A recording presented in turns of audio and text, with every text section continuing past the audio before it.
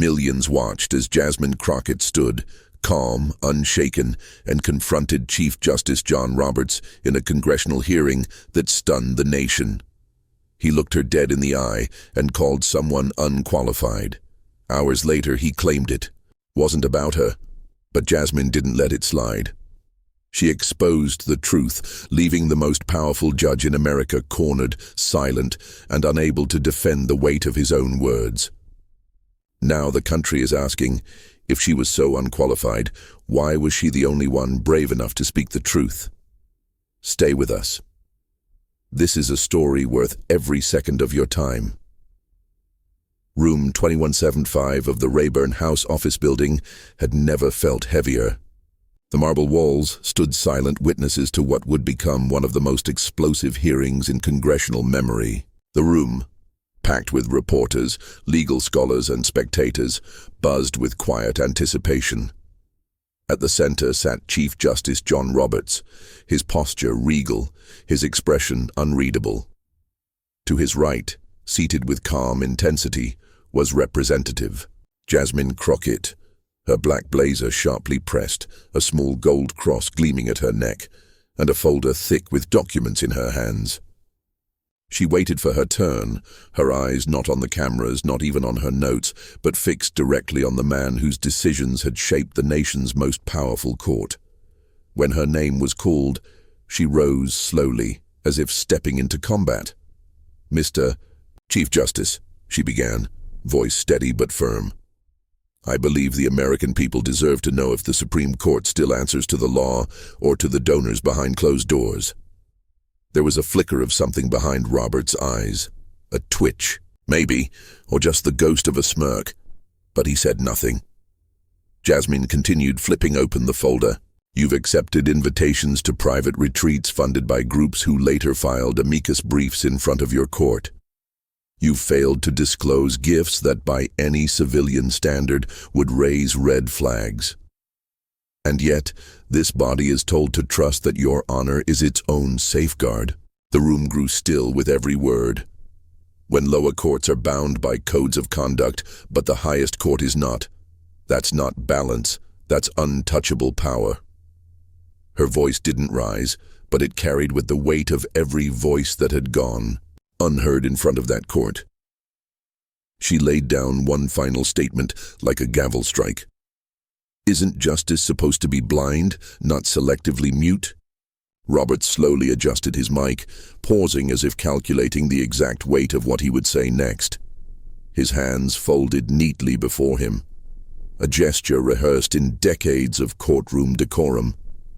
When he finally spoke, it was not in outrage nor in haste. His tone was surgical, cold and smooth. "Congresswoman," he said, locking eyes with her, "I don't believe individuals who have not earned the requisite legal and constitutional gravitas should attempt to lecture the Supreme Court on ethics." The words hung in the air like smoke after a gunshot. Then came the line that detonated the room. "Frankly, I don't think people who are unqualified should be preaching morality to the High Court." The silence didn't just linger, it took over. It settled into the corners of the room like fog, thick and unmoving, pressing down on every breath, every blink, every thought. It was the kind of silence that didn't ask for attention, it demanded it. No one in room 2175 dared to speak, not the aides, not the chairperson, not even the reporters, whose fingers hovered motionless above their keyboards, too stunned to type. The weight of Robert's words still hung in the air like a slow-burning fuse, unqualified.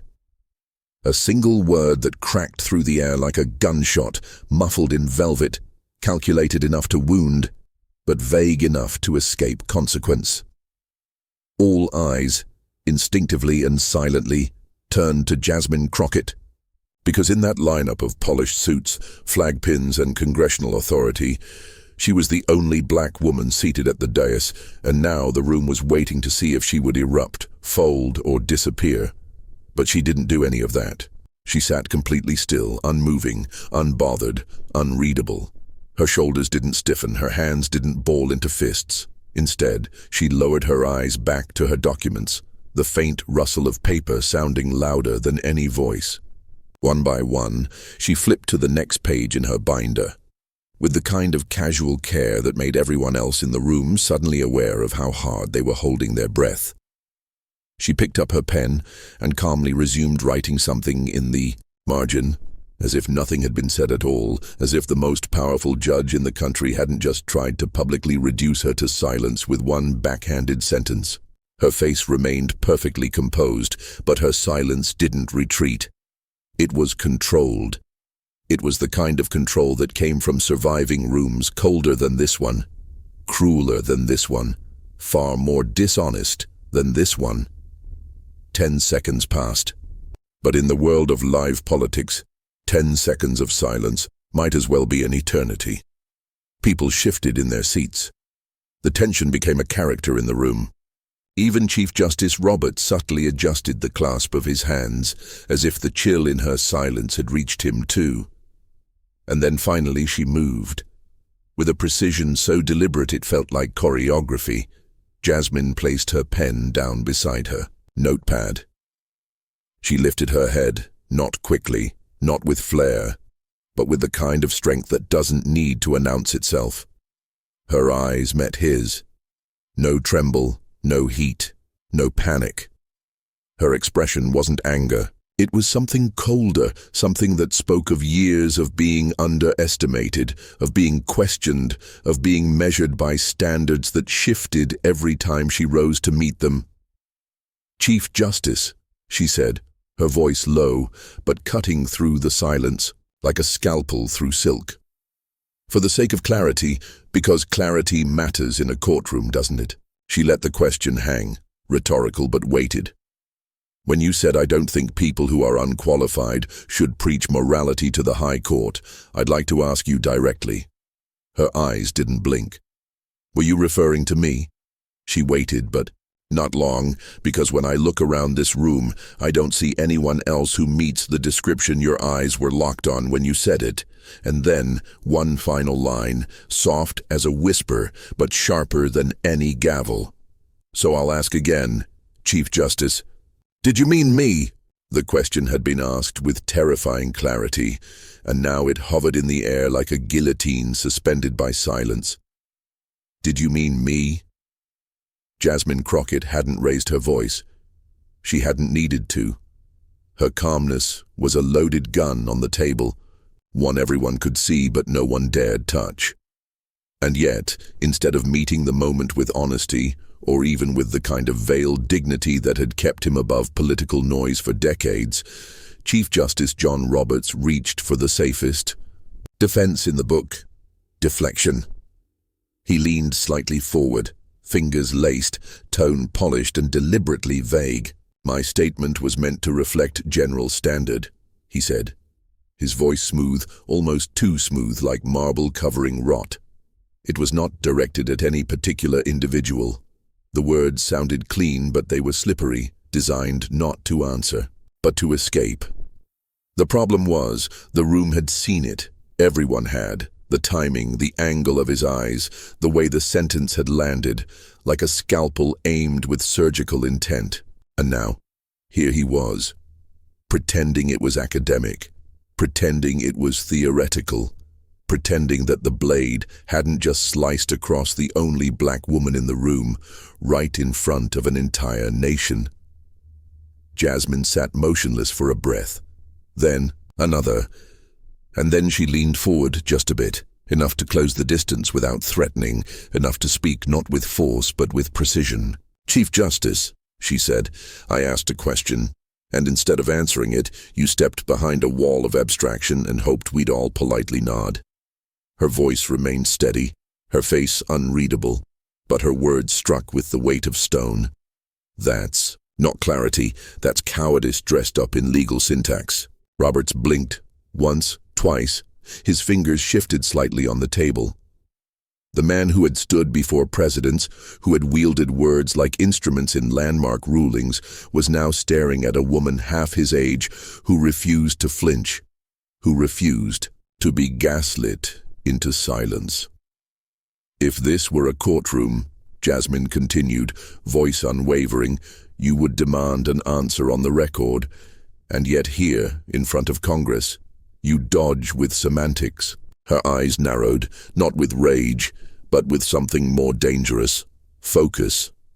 If I, as a sitting member of this body, can be targeted, intentionally or not, and the moment I press for clarity, the Chief Justice hides behind vague principles, then what does that say to every person who doesn't have a microphone in front of them? The tension in the room tightened like a rope pulled taut across opposing ships. No one looked away, no one breathed too loud, and Roberts hesitated. His reply came slower now, no longer lined with confidence. Congresswoman, I believe you may have misunderstood, he began, but even he seemed unsure of where the sentence was going. It trailed slightly at the edges, unconvincing even to his own ears. Jasmine didn't interrupt. She didn't need to, because the power had already moved, the balance had already shifted. For the first time in the hearing, Roberts wasn't the one commanding the space. He was defending himself inside it, and the rest of the room knew it too. The chairman didn't gavel, the aides didn't murmur, the press gallery remained frozen. It wasn't decorum holding them still, it was gravity. The gravity of watching a moment that wasn't just about Roberts's words or Jasmine's question. It was about what happened when someone who had always been on the outside walked into the most sacred hall of American power and refused to be quiet. The storm hadn't broken yet, but it was forming, and every person in that room could feel it coming. She had given him every chance. She had asked the question with precision, waited through the silence, even endured the deflection. But now Jasmine Crockett was done waiting. With a calmness that felt more dangerous than any raised voice, she reached down, tapped her tablet, and brought it to life. The glow of the screen reflected off her hands as rows of information unfolded. Tidy columns of names, dates, and monetary figures, each one a thread in a web few had dared to pull. Slowly, deliberately, she turned the tablet toward the committee. The room leaned in. Let's not talk in circles, she said. Let's look at some facts. Her voice was even, but it had changed. There was an edge now, like someone tired of asking for permission to be heard. She scrolled down the screen without looking away from Roberts. The Liberty Civic Foundation, she began. You gave a speech at their retreat in Aspen on June 14th. 3 months later, they filed a legal brief in the Randall versus Zenith case, which your court ruled on, and you voted in their favor. Would you like to tell this committee who paid for your travel and hotel during that event? Because, according to their own financial records, they covered everything for special judicial guests. She didn't raise her voice. She didn't need to. Each word landed like a weight, slow and deliberate. That ruling changed environmental laws across the country, and now we find out that the group who benefited flew the Chief Justice out to a private resort to talk behind closed doors. She tapped again. Another entry came up. Let's talk about forward horizons, she said. July 9th, Washington, D.C., Hilton, a private legal summit. You were the keynote speaker. On the invite list were CEOs from 5 major tech companies. All of them had cases coming up in federal court. She paused just long enough for the silence to bite. Do you think it's wrong to ask why a Supreme Court justice is spending weekends talking privately with people whose companies have lawsuits? That depend on your vote? Her words were steady, her face unreadable, but the force behind her calm was unmistakable. Tell me this, she continued, eyes locked on his. Who exactly is the one that's not qualified? The person bringing these details forward, or the one whose name keeps showing up at meetings with billion-dollar interests and then shows up again in rulings that help those same interests? Her voice was cool, her delivery clean. Because if asking these questions makes me unqualified, then maybe what you're really saying is, people like me shouldn't be asking them at all. The next slide lit up. Here's a flight log from October. Oh, private jet registered to Crestview Holdings. They were involved in a major commerce case your court chose not to hear. Just days before that decision, you attended a private event sponsored by that same company in Arizona. She raised an eyebrow. Should we believe that's just a coincidence? She leaned in just slightly. This isn't guesswork. It's public records. It's your name, their money, your vote, and a pattern that keeps repeating. Another pause. Her voice softened, but cut deeper. So if you think I'm the one who doesn't belong here, then tell me, does being qualified mean staying quiet while all this goes on? She lowered her voice one last time, almost to a whisper, but it carried through the room like a drumbeat. Because from where I sit, being qualified means having the guts to ask the questions no one else will. And then she said nothing more, because she didn't need to. The truth had already been spoken. The silence no longer belonged to Roberts. It belonged to her. Jasmine Crockett hadn't moved an inch since she began reading. She didn't need to. The weight of her words did the moving for her. Across the long, polished hearing table, Chief Justice John Roberts sat completely still, but something beneath the surface had shifted. His grip on the edge of his chair had tightened visibly, his fingers white at the knuckles. The skin stretched taut, like a man trying to anchor himself in a storm he could no longer control. The mask of judicial confidence, the practiced neutrality, the carefully measured tone was cracking in slow motion. His shoulders, once squared, in pride, had begun to draw inward ever so slightly. He didn't interrupt. He didn't object. Because Jasmine wasn't making accusations. She was unearthing evidence, and with every line she read, another inch of the myth surrounding him was peeled away. She didn't raise her voice. She didn't pound the table. There was no need for theatrics. She simply scrolled, paused, and read. Her voice was calm, almost gentle, but what came out of her mouth had the precision of a scalpel and the weight of a sledgehammer. June 14th, she began again. Aspen, Colorado. You spoke at a retreat held by the Liberty Civic Foundation. They flew you in, covered all your expenses through a donor fund.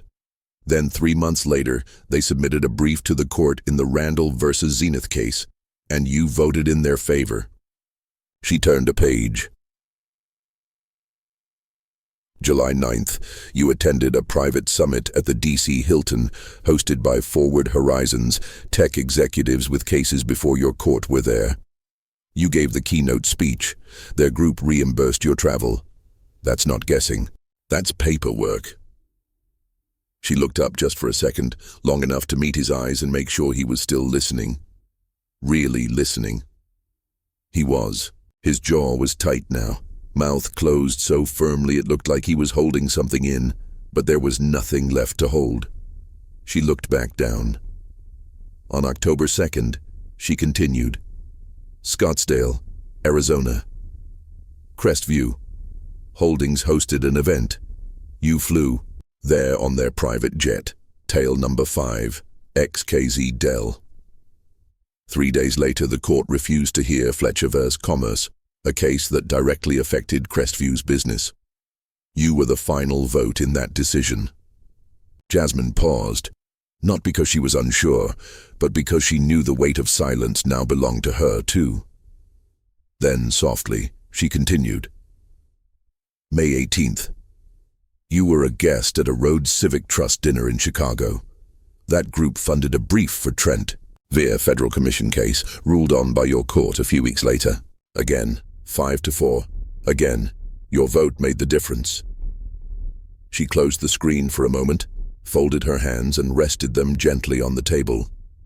Not a single word had been shouted, but the hearing room now felt as if it were made of glass, tight, fragile, one sharp movement away from shattering.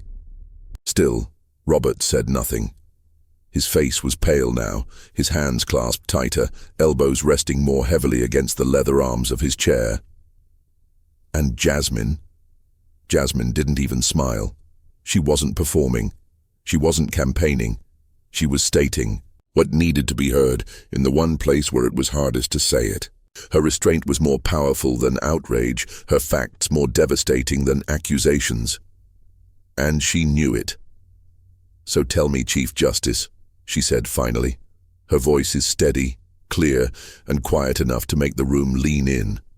"When you told me I wasn't qualified to talk about ethics, was that really about qualifications?"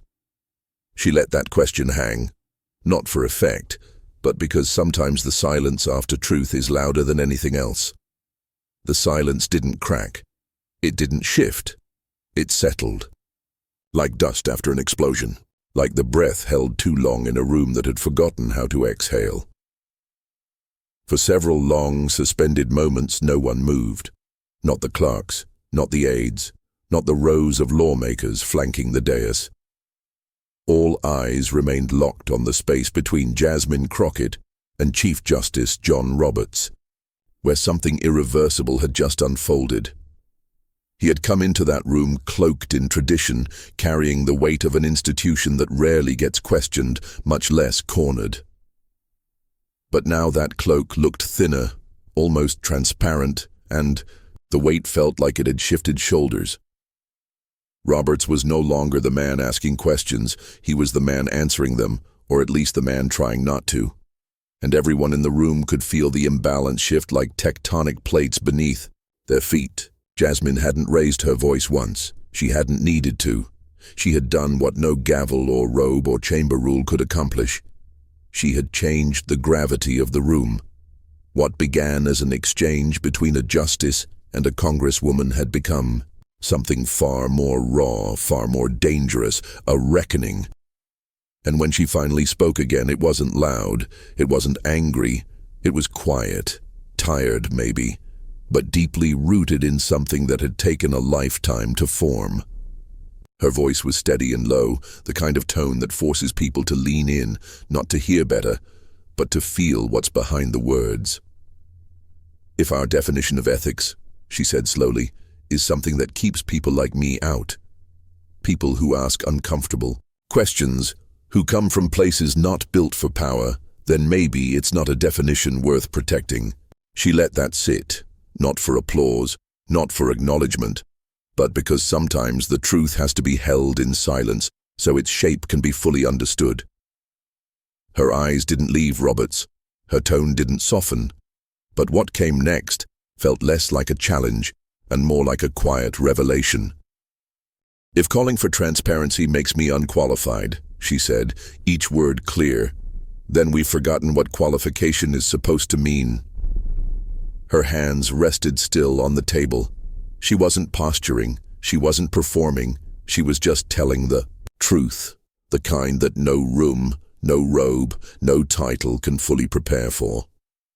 Maybe being qualified doesn't mean being approved by the old rules. Maybe it means being brave enough to question them, especially when those rules have never protected people.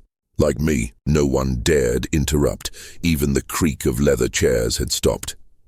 The chairman, stoic until now, glanced down, nodded once and said nothing, not because he had nothing to add, but because nothing needed to be added. The air was thick with understanding, a kind of invisible agreement that what had just happened wasn't routine, wasn't procedural, it was real, the kind of moment that rewrites where power sits in a room. There were no cameras flashing, no clapping hands, no breaking news banners just yet. But something fundamental had already changed, not just in the hearing, but in every person who had watched what Jasmine Crockett just did. She didn't flip the table, she didn't burn the institution, she just held it accountable. And in doing so, reminded the entire room what real qualification looks like. The words had landed, the balance had shifted, and the silence had taken on a new weight. But just as the room began to adjust to that gravity, Chief Justice John Roberts stirred. Slowly, as if he'd felt the tide turn too late, he leaned toward his microphone.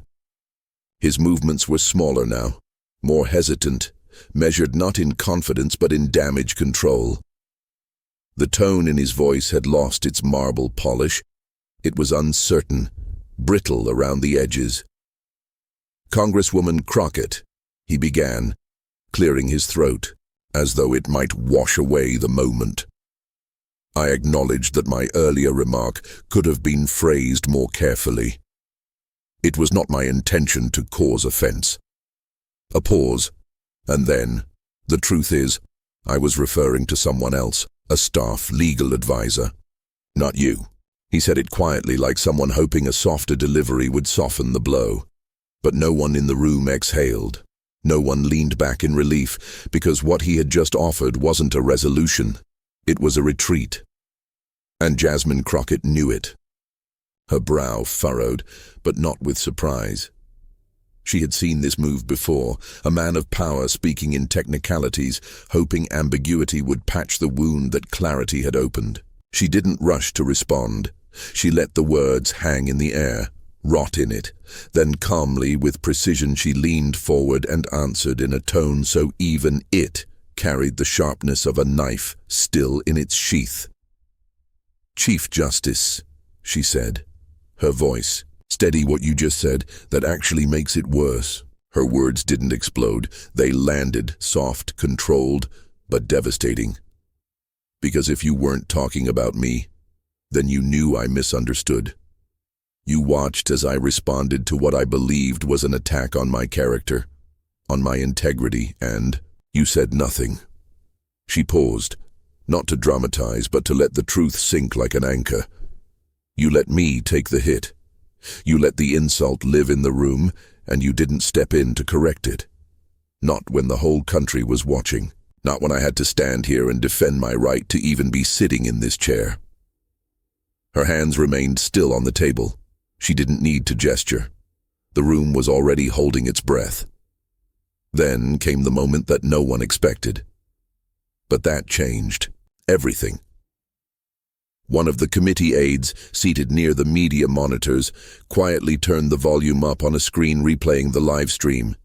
It was muted, but everyone could see the image. The timestamp was clear. The camera angle was fixed, and there he was, Chief Justice Roberts, leaning forward, making the exact statement in question. And his eyes, locked directly on Jasmine Crockett. Not glancing, not casual, focused, deliberate. The truth wasn't in what he said. It was in who he said it to. No one needed the audio. The footage said everything. Jasmine didn't flinch. She didn't need to. Her silence in that moment wasn't surrender. It was confirmation. It was the kind of silence you only offer when the evidence has spoken louder than you ever could. The kind of silence that doesn't need a closing argument because the facts have already reached their destination. Slowly she turned her head toward Roberts, and for the first time since he had arrived, his composure faltered. His shoulders tensed. His eyes flickered down toward the table. His mouth tightened, but no words came. What apology could survive a moment like that? Then Jasmine spoke, quietly and with the full weight of everything that had just unfolded. "You watched me get targeted by your words," she said, "and you chose to let me carry that weight alone." Her voice was soft, but every syllable hit like stone dropped into still water. "And now, after all that, you want to pretend it wasn't about me?" She paused. "You didn't just say something careless. You let the lie grow, and you let me bleed for it." She didn't raise her voice. She didn't accuse him of anything beyond what everyone had already seen. She simply named the silence, named the moment, named the failure. And the room responded not with shock, but with stillness. The kind of stillness that follows when people realize they've just watched someone refuse to be erased. And then came the silence. The real silence. Not the uncomfortable pause between arguments. Not the breath before rebuttal. But the silence that settles like dust after something breaks. A silence that no apology could clean up. A silence that no clarification could reverse. The kind of silence that makes people look at power differently because they've seen it blink. I saw it stammering, seen it try to rewrite its own intent and fail. Jasmine Crockett didn't gloat. She didn't press. She simply looked back down at her notes, tapped her tablet screen once and closed the file. Her job was done. She hadn't come to perform. She came to hold someone accountable. And now everyone in the room, on the dais, in the gallery, behind the cameras, understood exactly what had just happened. The most powerful judge in the country had spoken, but it was her silence that echoed. The silence after the livestream replay wasn't just damning, it was complete. The illusion had shattered. The footage was spoken. And for the first time that morning, John Roberts no longer looked like a man in control of the room. He looked like a man who had just watched a mask fall and didn't know how to put it back on. And Jasmine Crockett, sitting just across from him, didn't move to twist the knife. Instead, she turned inward, her expression shifting not to triumph, but to memory. Her posture straightened, her eyes lowered for a beat. And then she looked up. Not at him this time, but past him, past the cameras, past the polished mahogany panels and into something deeper, older, harder. She spoke not to win the moment, but to tell the truth of how she got here. "There's something you should know," she began, her voice lower now. Not quite, but full of weight. "When I was 19, I was arrested for the first time. The room didn't move, not a whisper, not a rustle. I wasn't drunk, I wasn't stealing, I wasn't causing chaos. I was standing outside a courthouse in Dallas, protesting the sentencing of a teenage boy, black like me, who'd been given 25 years for stealing a jacket. A jacket, while a white boy from a private school down the road got probation for assault. I held a sign, I chanted his name, and that's all it took." Her eyes didn't blink, her jaw didn't shake. She was calm, but in the way a storm is calm, just before the break. "They told me I was trespassing. They said I was disruptive. They cuffed me and pushed me into a cruiser like I was dangerous. My mom didn't have money for a lawyer. We didn't have friends in the system.